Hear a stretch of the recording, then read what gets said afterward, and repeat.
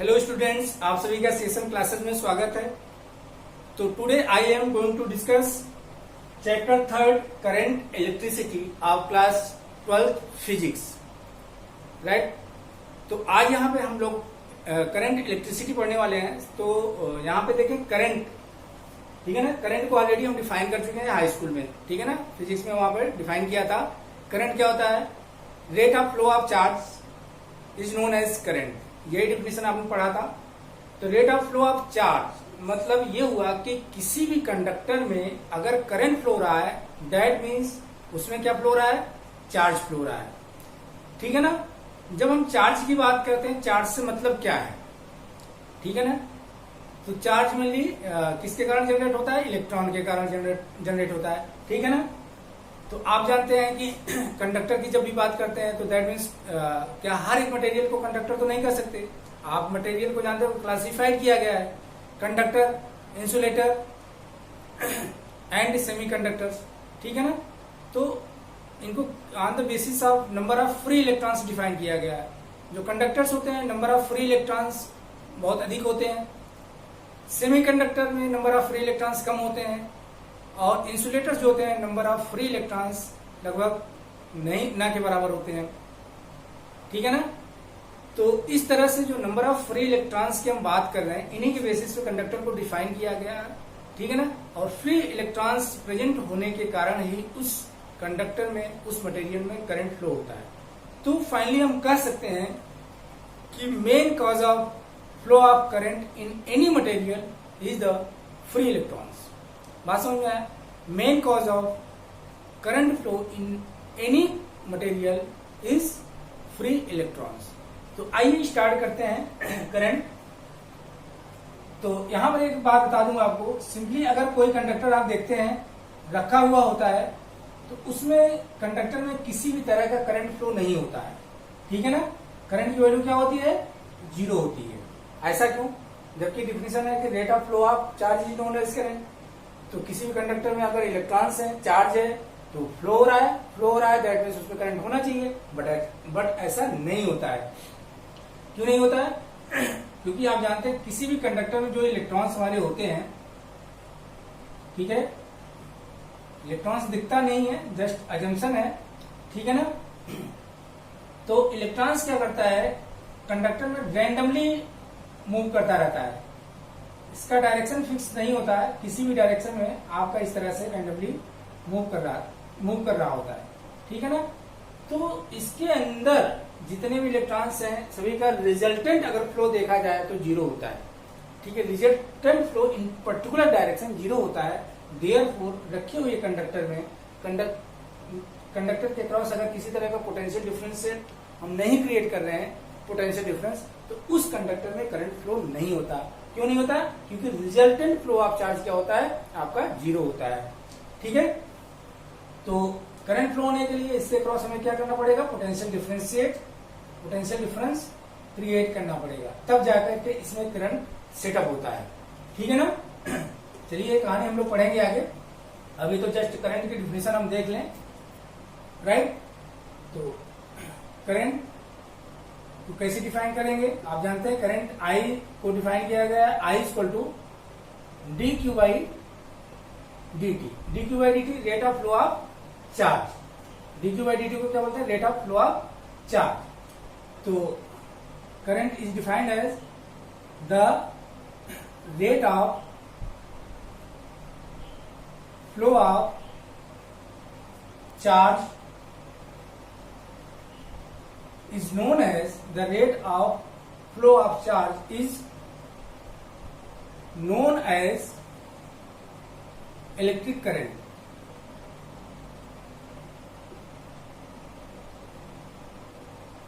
Right. देखिए definition हो गया। SI unit of electric current क्या होता है? SI unit of electric current is ampere. Ampere होता है, इससे हम कैपिटल ए से रिप्रेजेंट करते हैं, ठीक है। अब यहां पर एक बात को देखते हैं कि सपोज इस तरह से एक डायग्राम मैं लेता हूं, ठीक है ना। सपोज इसमें आपके इस ब्रांच में 3 एम्पियर की करंट फ्लो हो रही है, इसमें आपकी 4 एम्पियर की करंट फ्लो रही है। तो अगर हम मेजर देखें तो इस ब्रांच में 7 एम्पियर की करंट फ्लो रही है, क्योंकि करंट इनसाइड आ रही है, यहाँ पर करंट आउटसाइड जा रही है, ठीक है ना। तो देखा गया है कि इस ब्रांच में 7 एम्पियर की करंट फ्लो होती है। अगर इसमें 3 एम्पियर, इसमें 4 एम्पियर की करंट फ्लो रही है। तो यहां से देखें जो 7 एम्पियर हमें फ्लो रहा है डायरेक्ट इन करंट को ऐड करने पे मिल रहा है, 3 एम्पियर प्लस 4 एम्पियर, ठीक है ना। On the basis of this हम कंक्लूड कर सकते हैं कि जो आपका जो करंट होता है किस तरह की क्वांटिटी है, स्केलर क्वांटिटी है। किस तरह की क्वांटिटी है, स्केलर क्वांटिटी है, राइट। तो current is a scalar quantity, current is a scalar quantity.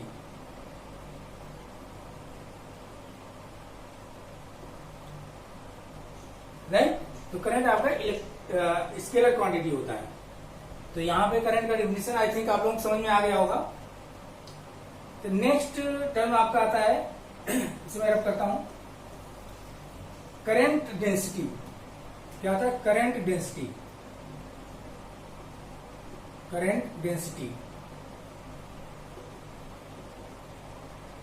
Current density क्या होता है, करंट डेंसिटी को हम कैसे डिफाइन करें। देखिए, करंट डेंसिटी को हम डिफाइन करते हैं, करंट डेंसिटी, इसको हम जे से रिप्रेजेंट करते हैं। जे इक्वल टू होता है I/A, ठीक है ना, I/A। तो यहां पे मैं पहले सबसे पहले एक डायग्राम बनाता हूं एक कंडक्टर का, ठीक है, कंडक्टर है। अब कंडक्टर के किसी भी पॉइंट पे हमें करंट डेंसिटी फाइंड आउट करना है। सपोज इस पॉइंट P पे करंट डेंसिटी फाइंड आउट करना है, तो जो करंट डेंसिटी P पॉइंट पे डिफाइन होगा ये होगा कि करंट डेंसिटी क्या होता है, यहां देख रहे हैं current density J is defined as it is the ratio of current to the cross sectional area A। Current density कैसे डिफाइन है, current density is defined as it is the ratio of current and cross sectional area A, ठीक है ना, I/A। या हम इसको इस तरह से डिफाइन कर सकते हैं, current density J is the current per unit area, per unit area, ठीक है ना। अगर यूनिट एरिया के थ्रू जो करंट पास होता है उसी को हम करंट डेंसिटी बोल सकते हैं, ठीक है ना। तो P पॉइंट पे देखें क्रॉस सेक्शनल एरिया क्या होगा आपका, ये होगा A। सपोज P पॉइंट से करंट कितनी एम्पियर पास हो रही है, I एम्पियर करंट पास हो रही है। तो P पॉइंट पे जो करंट डेंसिटी का फॉर्मूला होगा J इक्वल टू I/A होगा। तो करंट डेंसिटी को आप यहाँ पर इस तरह से डिफाइन कर सकते हैं कि it is the ratio of current passes through the point P, passes through the point P to the cross sectional area A at that point P. Means current density J at point P is defined as the ratio of current I passes through point P to the cross sectional area of conductor at that point P is known as current density, right? अगर हम कुछ ऐसा conductor ले लें, I think इस तरह से ले लें, ठीक है, ये कंडक्टर है, बात समझ में आया। इसमें देखिए क्रॉस सेक्शनल एरिया वही करेगा। अगर पॉइंट इसमें P हम इस तरह से यहां लेते हैं तो इस कंडक्टर में करंट आपका इंटर कर रहा है, ठीक है ना। अब इस टोटल कंडक्टर से तो करंट I पास होगा, लेकिन क्रॉस सेक्शनल एरिया आपका क्या करेगा, वही करेगा। यहाँ पे कुछ अलग होगा, क्रॉस सेक्शनल एरिया मान लो A है, तो इस पॉइंट पर करंट डेंसिटी क्या होगा, I/A होगा। तो आपको समझ में आ गया होगा कि करंट डेंसिटी किसी भी कंडक्टर में पॉइंट टू पॉइंट आपका वेरी करेगा। अगर कंडक्टर इस तरह से है, ठीक है, एवरी पॉइंट पे जो क्रॉस सेक्शनल एरिया कंडक्टर का है सेम है, तो हर एक पॉइंट पे जो आपका करंट डेंसिटी होगा सेम होगा। बट अगर इस तरह का कंडक्टर है, कंडक्टर का क्रॉस सेक्शनल एरिया वेरी कर रहा है, तो current density at each and every point will be different, ठीक है, क्योंकि I/A होता है। तो चलिए डिफिनेशन में राइट कर देता हूं, इसे मैं रब कर रहा हूं। तो इसको हम इस तरह से डिफाइन कर सकते हैं कि current density is defined as, यहां से it is ratio of current passes through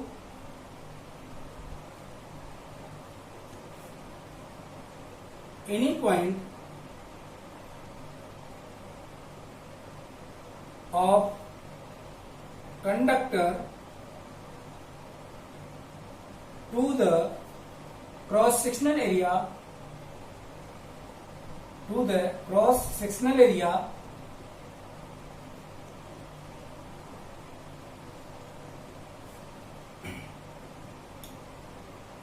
at that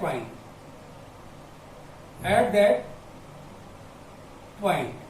बात समझे आगे होगा. It is the ratio of current passes through any point of conductor to the cross sectional area at that point. ठीक है ना. Diagram में भी आपको बताया था कि इस तरह के एक डायग्राम बना लें. ठीक है ना. ये आपका कंडक्टर है. कोई पॉइंट पी हम सिलेक्ट कर लें. पी पॉइंट पे हमें करंट डेंसिटी फाइंड आउट करना है. तो देखेंगे इसमें कंडक्टर में करंट अगर आपका आई फ्लो रहा है, पी पॉइंट पे क्रॉस सेक्शनल एरिया कंडक्टर का ए है, तो पी पॉइंट पे जो आपका करंट डेंसिटी जो होगा I/A होगा. इस तरह से करंट डेंसिटी को हम डिफाइन कर सकते हैं. ठीक है. तो यहां से हम देख रहे हैं कि करंट डेंसिटी का जो यूनिट होगा क्या होगा, ampere per metre square. Ampere per metre square. Ampere per metre square. ठीक है ना. चलिए रब करें. ओके.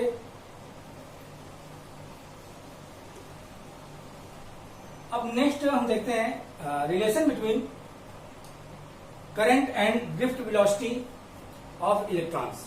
ठीक है ना.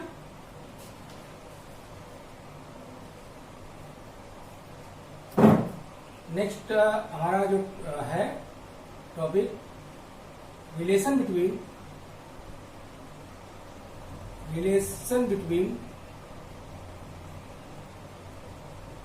Current end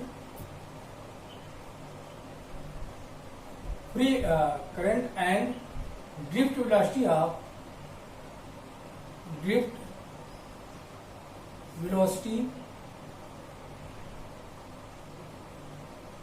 of free electrons.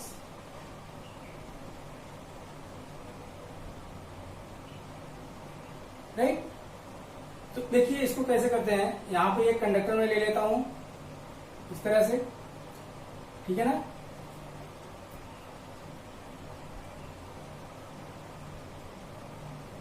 एक कंडक्टर लिया हमने. ठीक है ना. जिसकी लेंथ L है. Cross sectional area of conductor A है. ठीक है ना. यहां पे कुछ अजम्पशन ले लेते हैं.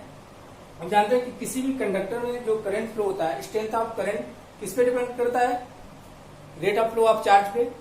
ठीक है ना. तो लेट कंसीडर कर लीजिए, अभी समझ में आ जाएगा. Let N is equal to number of free electrons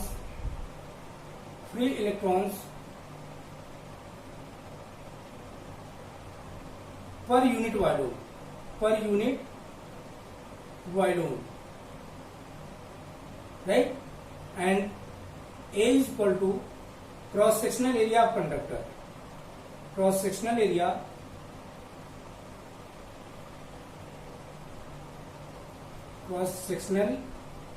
area of conductor.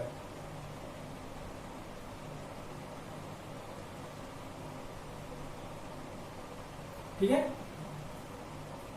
L is equal to length of conductor.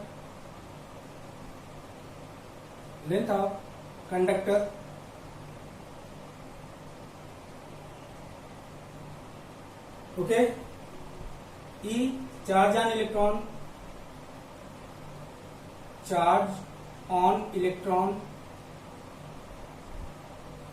And VD ले लेते हैं. VD is the drift velocity of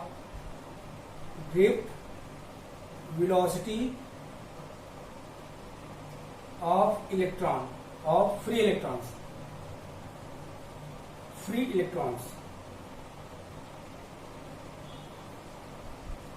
Right. इतने पॉइंट समझ में आ गए?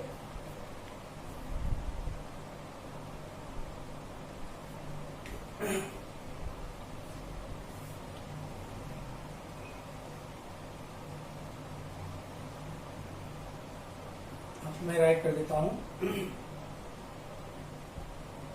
ठीक है ना। E is equal to charge on free electrons, charge on free electrons, right, and Vd is equal to drift velocity of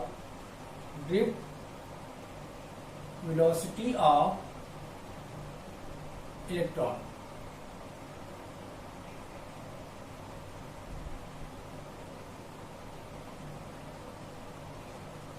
ठीक है ना। तो इस कंडक्टर में जो फ्री इलेक्ट्रॉन्स हैं वो क्या कर रहे हैं, रैंडमली मूव करते हैं, ठीक है ना। जब इस कंडक्टर के क्रॉस जो है हम क्या करते हैं, एक पोटेंशियल लगा देते हैं इस तरह से, ठीक है, वी लगा देंगे। तब इस कंडक्टर में जो इलेक्ट्रॉन्स होंगे एक पर्टिकुलर डायरेक्शन में जो है मूव करेंगे, ठीक है, उनकी डायरेक्शन अलाइन हो जाती है इन अ पर्टिकुलर डायरेक्शन। अगर बैटरी हम इस तरह से प्लस माइनस लगाएंगे तो करंट की जो डायरेक्शन होगी, इलेक्ट्रॉन की जो डायरेक्शन होगी ये होगी, ठीक है। करंट आपका इनके अपोजिट फ्लो होता है, ठीक है ना। हाँ, ठीक है ना। तो डिस्टेंस ट्रेवल बाई निकाल लेते हैं। Distance travel by electron, travel by electron in time dt is equal to, देखिए dt टाइम में अगर हम स्मॉल टाइम dt ले लें, इलेक्ट्रॉन मूव कर रहा है कंडक्टर में एक पर्टिकुलर डायरेक्शन में। अगर हम dt टाइम के लिए इलेक्ट्रॉन को ऑब्जर्व करें तो dt टाइम में इलेक्ट्रॉन कितना डिस्टेंस कवर करेगा। तो आप जानते हैं कि इलेक्ट्रॉन का जो ड्रिफ्ट वेलोसिटी है वो vd है। ड्रिफ्ट वेलोसिटी मींस इलेक्ट्रॉन की एवरेज वेलोसिटी होती है, ठीक है ना। इसको हम लोग डिटेल में पढ़ेंगे, अभी यहाँ इतना जानना जरूरी है कि ड्रिफ्ट वेलोसिटी क्या होती है, एवरेज वेलोसिटी ऑफ इलेक्ट्रॉन्स होती है, ठीक है ना। तो dt टाइम में इलेक्ट्रॉन कितना डिस्टेंस ट्रेवल करेगा, कैसे फाइंड आउट करेंगे, vd इंटू टाइम dt। आपका आ जाएगा vd dt आ जाएगा, राइट। तो अब dt टाइम में electrons vd dt distance travel कर लेता है। तो इस ड्यूरेशन में क्या करेगा, इलेक्ट्रॉन्स जो है एक पॉइंट से दूसरे पॉइंट तक मूव किया, राइट। तो नंबर ऑफ इलेक्ट्रॉन्स हम फाइंड आउट कर लें, total number of electrons passes through the cross sectional area in time dt, ठीक है ना। कैसे फाइंड आउट करेंगे, आप समझ में आ गया। करंट इधर की तरफ मूव कर रहा है तो dt टाइम में इस क्रॉस सेक्शनल एरिया को कितने इलेक्ट्रॉन्स पास करेंगे, ये कैसे आपको मिलेगा। तो यहां पे देखें, number of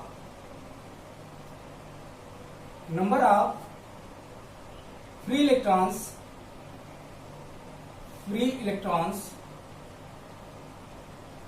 passes through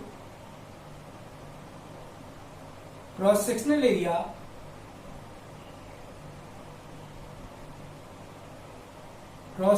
area in time dt is equal to कितना होगा, क्रॉस सेक्शनल एरिया ए है, number of distance travelled by electrons in dt time vd dt है, ठीक है ना। तो आपका आ जाएगा यहां पे n vd dt a, ठीक है ना। vd dt a क्या होगा, ये वॉल्यूम ऑफ कंडक्टर हो जाएगा इन time dt। Volume of conductor in time dt में आपका जो इलेक्ट्रॉन्स dt टाइम में ट्रेवल कर रहा है, vd dt डिस्टेंस ट्रेवल कर रहा है, तो vd dt डिस्टेंस में इस कंडक्टर में कितने नंबर ऑफ इलेक्ट्रॉन्स होंगे, vd dt a into n होंगे। n क्या है, number of free electrons per unit volume है। वन वॉल्यूम में n इलेक्ट्रॉन्स है, तो vd dt a वॉल्यूम में कितने इलेक्ट्रॉन्स होंगे, n से मल्टीप्लाई कर देंगे, इतने इलेक्ट्रॉन्स होंगे। तो इतने इलेक्ट्रॉन्स dt टाइम में क्रॉस सेक्शनल एरिया को पास करेंगे। That means charge passes through cross sectional area A in time dt is equal to charge passes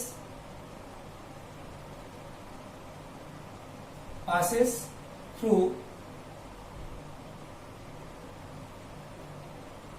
cross sectional area A is equal to कितना charge pass होगा cross sectional area से इन time dt। तो इसमें हम क्या करेंगे, electron के charge से मल्टीप्लाई कर देंगे।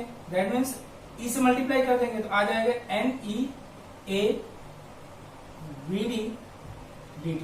इतना चार्ज जो है dt टाइम में क्रॉस सेक्शनल एरिया से पास होगा।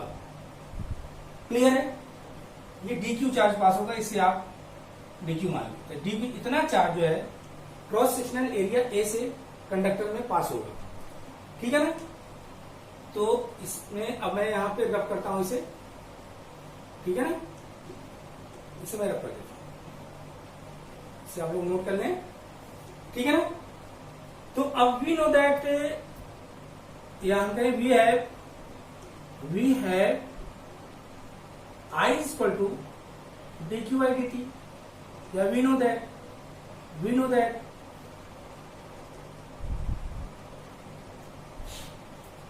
I is equal to dq by dt होता है, rate of flow of charge होता है। और dq की वैल्यू आपने निकाला NEA VD dt divided by dt। तो देखिए dt कट जाएगा, यहां से I is equal to आपका आ जाएगा NEA VD। ठीक है ना? तो यहां हम देख रहे हैं कि करंट I और ड्रिफ्ट वेलोसिटी के बीच ये रिलेशन आपका आ जाता है। आई थिंक आपको समझ में आ गया होगा, इसे नोट डाउन कर लें।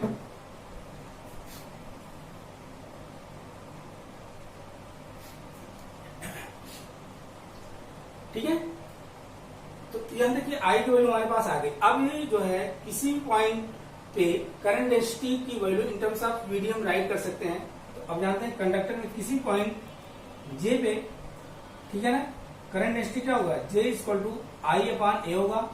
और I आपने क्या निकाला, NEA VD divided by A cut जाएगा। तो यहां से आ जाएगा आपका J equal to I upon A, sorry J equal to आपका आ जाएगा NEVD।